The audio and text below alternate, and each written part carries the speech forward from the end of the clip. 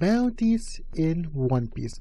I did not think I would do a video about bounties in One Piece.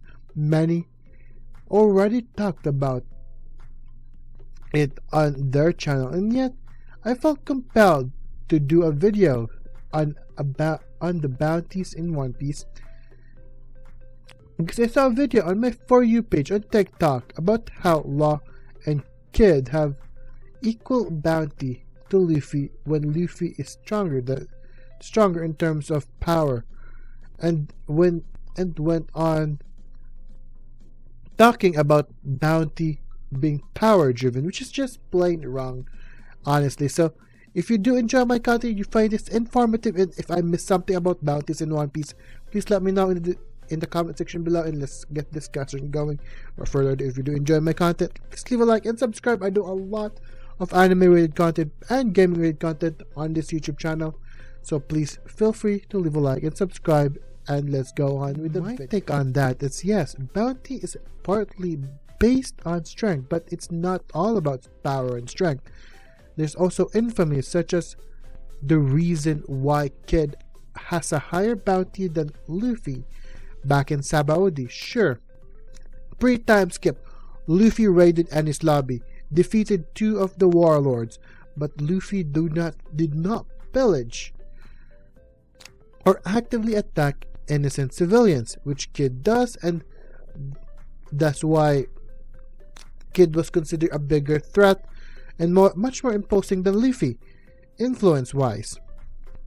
Our overall threat, the world government. Think about it this way.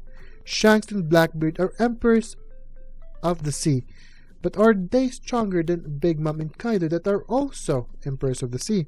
Perhaps fans even dub Big Mom as the weakest emperor, and yet Shanks and Blackbeard have the lower bounties than Big Mom and Kaido. That's because Big Mom and Kaido have more infamy, have more experience, have more influence. Even Whitebeard has more experience than them because they're relatively new. Yonko, both Blackbeard and Shanks are. Oh my goodness. They're more experienced and thus view them much more as a threat than the newer guys, right? Like the new guys are on the block. Now, next example hits closer to home with Luffy and Zoro. Many fans have argued whether Zoro is stronger than Luffy or not. And if you are in the opinion that Zoro is stronger than Luffy, and the world government will always view Luffy as a bigger threat than Zoro due to Luffy's infamy and influence over many countries and many people, and will always have the higher bounty. I mean, he's also the captain. Come on now, that's like the given. It's like a very much given. He's also the captain. He's much more influential. Zoro just follows him around as a right-hand man. Just saying. Back to post. Wano. In the perspective of the world government, Law, Luffy, and Kid, captain of their own crew, collaborated to defeat the newly formed alliance between Kaido and Big Mom. It only makes sense for them to have equal bounties because of the information spreading. They collaborated to defeat both Big Mom and Kaido. Okay, to tangent here. The contributing fact is also that their information is very limited due to Wano being an enclosed country, so very limited in their perspective. Based on the information given, Kaido and Big Mom form an alliance, and the 3 supernovas, Kid, Law, and Luffy, collaborated to defeat them. So, of course, based on that, they have equal bounties, thus have equal threat level at that point.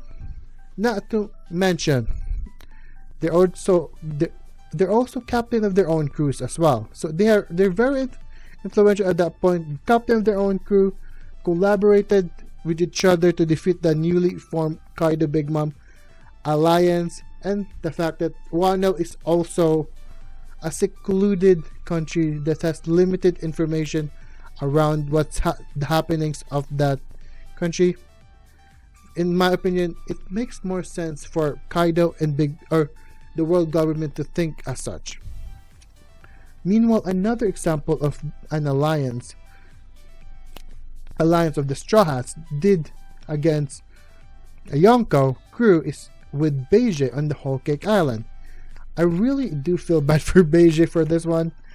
He was the one planning and preparing the whole Big Mom assassination plot, and yet Luffy took credit for the assassination plot and ended up with a higher bounty only because the intel reports lean towards Luffy orchestrating the attack of Big Mom. I mean, it's also biased towards that personal bias of the reporter, which is Morgan at that point.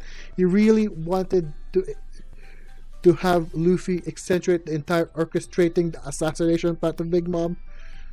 Just saying, all of those reports are lean towards Luffy having the major part instead of Beige. You really do feel bad for Beige at that point. I think Beige should have more credit on that one.